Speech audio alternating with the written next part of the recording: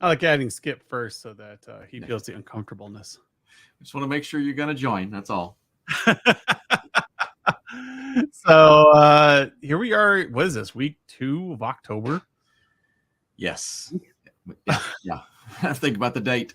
I know. I was just like, I looked down at the bottom corner of my screen. What day is it? Like, it has been insane for us the last couple of weeks. Ever since IT built it, we really have been accelerating and just building out new things, trying to get some polishes in place. And then Skip's like meeting with clients nonstop. So he's not talking to any of us on the team because he's too busy with people. I'll let y'all got it. I'll take it. Oh, boy, no, man. The ship could be burning. Skip doesn't know. It's okay because he's getting things done, right? I'm plugged in. I know more. I think that's part of like getting operationally stuck is that you're getting crap done. Yes. And you don't realize that the ship has stalled. Yeah. And so as a when you're a working manager, so in the corporate world we call them working managers. Mm-hmm. In pretty much an MSP world, everybody's a working manager. Yeah. Like you are covering tickets, you are billing hours, and you're running your MSP. There are some of you who have broken free and you are the golden children. And but like with Skip and I, like it's a matter of like you're so busy running the company that you forget to work on the company. Mm-hmm. And so you get stuck in this cycle. Yeah, you're earning you're making revenue, profits are decent, you're going, and then all of a sudden you realize you haven't done any of your accounting in the past like 6 months. Crap. And now your accountant's mad at you. Yep. And you're kind of stuck. And you're like, well, I'm not growing.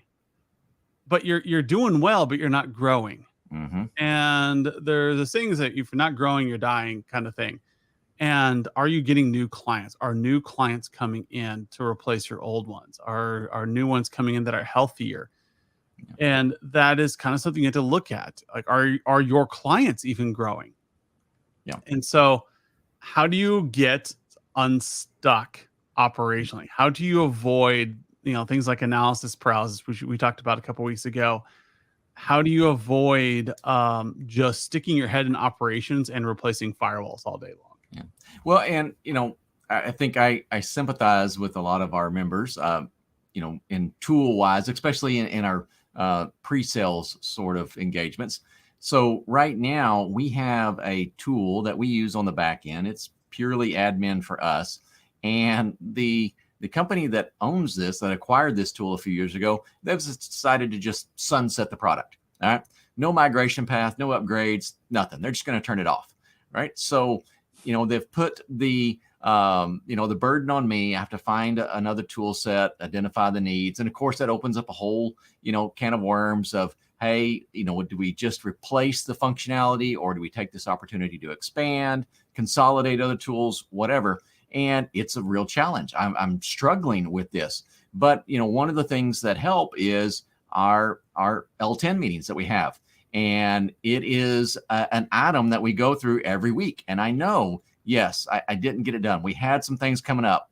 And, this week, it's a much higher priority because I have, gone through the things that I knew I couldn't do, right? We're at a conference. I can't be doing that sort of work while I'm there, but I can recognize that and not make it someday, but it's the week after, right? Or it's this period after, and identify when I'm going to do this. So I think that's one of the challenges that, we face working in the business, working on the business. When you have to do both, you recognize that you do have to do both, but you still prioritize the things that you're going to have to do. Don't just make it someday, whether it's, an external force like I'm, under right now, or one that you impose on yourself. Set a date, set an objective, and work towards that. You may miss it, but you'll get a whole lot closer than shooting for someday. Yeah. And as a leader, you got to allow your people to fail. It's like, I am okay missing this goal. Like, we're not going to meet our goal this year. We had a pretty ambitious goal this year. Mm-hmm. We're not going to make it. That's okay. So what's our plan to make a goal for 2024? Mm-hmm. And, our goal for 2024 is going to exceed our goal for 2023. And that's okay. but we have a vision. Now, when everybody's like afraid of failure, you see people trying to cover up, and you see them trying to like work on other things and making excuses. And we don't want that. We say, okay, we didn't meet our goal. It was an ambitious goal. It was great, but let's see, how can we make an ambitious goal for 2024 that we're going to aim for? So when it comes to operationally stuck, you get stuck with the status quo. Yeah. And so making a realistic, ambitious goal is great. And sometimes you're going to miss it. The economy is going to mess you up, or an unforeseen circumstance is going to come up and it just doesn't work out. And that's okay, because now you have to learn and create a strategy around what does the next goal look like. Well, and that ambitious goal is actually really great. I'm glad that we're here at the end. Yes, it looks like we're not going to make it, but I'm glad we set that goal, because all year long we've been looking at that. We've been working towards that. And we've obviously been trying a variety of things. It's not like, we're just going to put that number out and see if we get there. No, we knew we wouldn't get there unless we worked at it. And that's exactly what we've been doing. So now we're here at the end and we're looking at that going, we're probably not going to make that goal unless something really exciting happens. But we know, and there are exciting things happening. Yeah, that's true. That's right. That's why I put that in there. But now we know much, much more specifically why we are not getting that goal. Yeah. So as we get ready to set our goal for next year, we're going to be much further down the road of actually accomplishing that. We're going to know what it's going to take to hit our next big audacious goal. Yeah. So what you need to hear from here, what Skip is saying is, because we had an audacious goal that we believe we can achieve, which I still think, had the economy been a little bit better, had we been a little bit smoother in our sales process, we would have hit that goal and crushed it. However, things happened, but we adapted, and because we pushed ourselves, we grew as a company. Now, don't get me wrong, we grew more this year than ever before. Yeah. However, you guys got to understand how big our goal was. Yeah. And so, but the thing is, because we're so focused on making that goal, that strategy of that we've never done before, we were able to grow in our sales process, grow in our maturity operationally, get new features in place that were desperately needed. And I mean, this is a company that's been growing since 2014, right? Yeah. And so it's not like we're a young company. It's not like we're half-baked software. We're a good software and we're a good community, but we still have areas we can be better. Just like you have in your MSP, you may be a good MSP, but there are still places you can grow. And if you don't push yourself, if you maintain the status quo, you'll just stay there while your competition grows. Yep. While they get the edge in place, while they get that new product line going that's really, really efficient for their clients. Yeah. Well, and you look at some startups and they make so much progress in those early years. And the reason is not necessarily because they have some sort of, not necessarily a new product or a new service or approach. It's because they're driven. That they've got big goals. And, sometimes it's kind of funny. You'll sit down and you meet with some people and you might have some experience or, know a little bit, and you hear what they're trying to do. And you're like, yeah, that's probably not going to happen. But I've gotten to the point now where I don't, really say that's not going to happen. Right. I might want to provide some input on there, but that's exciting when people have those big goals, those challenges, and they get up and they work on those. And I think success can sometimes be very detrimental to our company growth because we get comfortable and we get into this routine, and we've got to push out of that. Yeah. So, I mean, like Skip is in his meetings. Like he had a busy day today, meeting with new customers, is filling his day. Now, that's a good thing. However, we still need to meet Tuesday morning and discuss, where are we going? Are we bringing on the right clients? Hey, Skip, how are those onboardings going? Are they the right kind of people? Are they good fit? And we start thinking about that. That's a strategic item. So when you think about operations versus strategy, operations says, hey, did your onboarding process go well? Right. And then Skip says, we really need to fix this. We need to add in some like, nagging emails so that people make sure they get this thing. Everybody loves nagging emails. Yeah. And so like just little operations things. Like I want people to make sure they know that these community updates happen every Thursday. Mm-hmm. I want them to know that. And I want them to be involved in chit chat in this group. And so that we can have this good conversation going. And then I want to grow strategically. I want to make sure we're bringing in the right MSPs who are going to shine with our software. Mm-hmm. I don't just want everyone. I want the right fit. So strategically, what does that look like? How do I train the sales staff to pre-screen and say, just don't give that person a call back, Yeah. But or that person, I need you to like really nag on them because I really like what they're doing. And I think that we're going to be a good fit and they're going to grow like crazy if they work with us. Yeah. These are things that are strategic that you need to be thinking about. Which clients do you want to go after? What is that vertical you want to hit? Are you still blanketing everyone? Or are you thinking I'm going to hit these people? I'm going to hit pharmacies. I'm going to hit medical offices. And that's going to be and we're going to start growing in that direction. Well, okay, now you can ask questions. What things are pharmacies and medical offices looking for that can give you an edge over the competition? Mm-hmm. And so now you can start looking into that. Whereas I can say, what do successful MSPs look like that are ready for high growth? Yep. And we can look at those in our sales meetings, in our onboarding, in our marketing messaging. How do we find them? And then we start growing in that direction. So we see churn, like people will churn out of our software, and that's a healthy thing.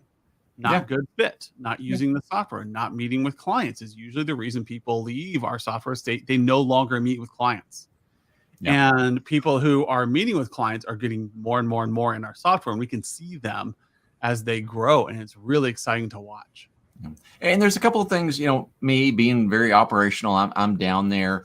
But I'm looking at these things and we had a nice batch come through, a nice big chunk all at one time. And so I've got things that I'm, a bit more repetitive on, and I'm identifying the items that we can scale. And I'm, making some templates and, setting some guidelines for when we bring on additional staff. And, we're getting to that point where we're going to have to expand again. And that's a really good use of your operational activities in getting ready for future growth and doing things. It's not there yet. And so I'm not spending a ton of time doing all of that, but I am thinking about it. I am making some notes. So when it does come time for me to do that, there's not a whole mountain of work for me to do. I don't have to start from scratch. I can go pull my notes, pull the little things I've done. It'll take just a few minutes to pull it together. And now I'm ready to take this, using scalability, take this to another level. So you can be strategic while you're in the weeds, if you're very careful about it, perhaps, but you do need to recognize the two different goals that you are working on many times in your business. Are you working on it, or are you working in it? Yep. And so operations is important. It's what we do as IT. Is we are operational. We're fixing the firewall, making sure it's running. We're making sure the servers are in place. We're making sure PCs are being replaced at the right times. Strategy says, how am I helping my clients grow? And how am I growing as an MSP? Am I turning into the person I want to be? That's strategy planning. You do the same thing in your personal life, or you should be doing the same thing in your personal life. Who do you want to be in 10 years? Set that vision for yourself. And then think, what are the little things along the way I need to do? You still need to keep your house clean. You still need to work on your daily stuff. But that doesn't mean you can't be slowly improving and moving towards that goal piece by piece so that you become the person you want to be. What do you want your company to look like in 10 years? What do you want to look like in 5 years? And so that's how you keep yourself from getting stuck, and then finding what does it look like to be succeeding. So I give our team metrics, and then we all agree upon what those metrics are. Yep. And sometimes I come up with a crazy one, like, hey, here's a metric, and like, that's a bad one. And we don't put it up in place. But this was like, oh, this is a good one. That if we could hit that goal every week, that would be an indicator that we are moving in the right direction, given that we weren't moving as fast as we wanted to earlier. If we could hit that one little change, now we're moving in the right direction. Yeah. And so go ahead. Well, I think success, sometimes we get a a warped perspective of success. And success means we did it, right? We can check the box off. But sometimes it's what we learn on the path to success that makes us more successful. So many years ago, I had this, what I felt was a fairly long-term plan. I guess it was, probably 10 years in working it through, where I really wanted to move into more security-focused stuff. As I got older and recognized I was maybe wanting to get out of the data centers a little more often, and I'm looking at this security professional, and the types of things that I could do in that. And I started working very consciously. I tackled different areas. I dove into more firewall and, all these different elements. And the interesting part about it is I got to the point in my career and I actually started applying. I started out internally with the company I was at. They had a great offering in Australia and, was looking at a big, exciting transfer. But as I dug into that and looked more at the details, I realized I don't think this is really what I want to do, And so my goal didn't really end up where I wanted to be. But the really cool part about it was I went really deep in a lot of different areas in IT, not just the shallow, this is the interface and this is the report that comes out of it. No, I went, into the nitty gritty, hex edit and all, its gory details. And it made me a stronger tech. Now, did I still want to continue a very detailed technical career going down that? No, I didn't. But with that broad skill set I acquired, it put me in a good place to make some other choices. Yep. And so if nothing else, you're going to learn along the way. Success is about moving forward, and it's not always about arriving at where you think you'll be. Yeah, and I think to say, how do you define success? You need to think in terms of what does that mean to be successful? So if you're saying, I will be successful when I have 10 clients or 30 clients or 100 clients, whatever your goal is, you need to think, does that align with what you're actually trying to do? So does 10 clients and you're operating at a loss on all 10, is that a win? No. Okay, maybe you need a second metric there. So I need 10 clients where I am achieving, X profit per client. Okay. I need to average. So we call it ARPU in the software world, average revenue per user. And we try to set that goal as well as membership goal, as well as annual goals, because all three of those work together to formulate, are we successful? And when we do that, we can set an appropriate vision and appropriate goals for the company that will get us to where we want to be. So when you're strategically planning, you can't just say, I want 10 more clients by the end of the month. You got to say, I want 10 clients averaging this revenue and this profit by the end of the month. Set a realistic goal there, but push yourself a little bit, because that's where you're going to make yourself learn. Okay, I don't think it's possible for me to get 10 people at the end of this month. Why not? Is there something you can tweak to get there? So we set a big hairy goal, very hairy audacious goal, our bag. And it was to push ourselves, and it pushed us, and we learned a ton this year and found a lot of kinks in our sales process.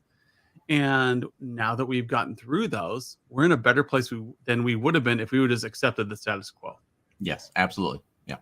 And so when you're operationally stuck, you may not even know it. You may be working along and things are going great, and you look at your bottom line and you haven't grown. Well, churn's going to happen, guys. So like in the software industry, they say about 4 to 7% churn is healthy.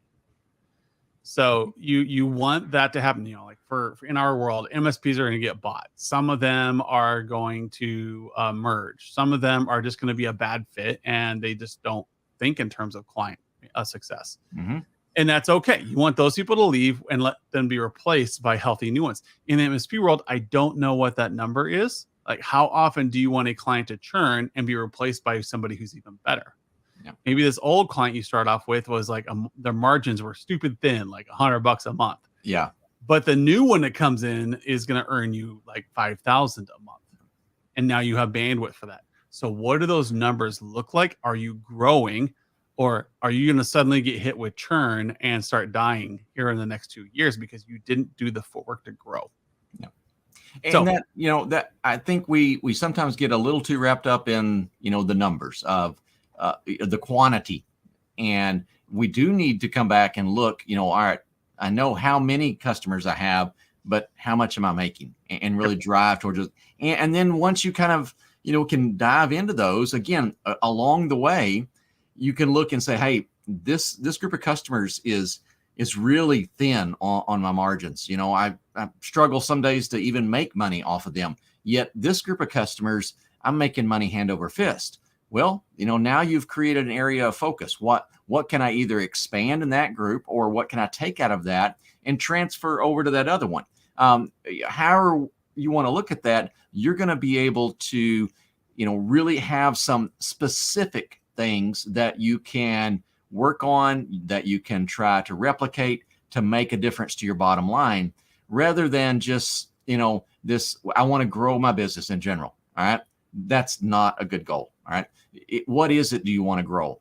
If you want to grow in the number of clients, okay, that's good. But do you understand what that's going to do to your profitability? At what point are you going to have to hire more team members? Or are you going to have to expand your geography or your entire business approach? If you're based on, in-person sort of meetings and we're just down the road kind of sales, how far can you go out before you have people spending, a good portion of their days on the road? There's a lot to understand there, but just make sure you understand the parts that go to it, so that as you move towards that big goal, you learn, you get better, and you can say, all right, maybe I didn't hit my goal, but I know why, and I know this is what I can adjust, and we can do this better today than we were doing last.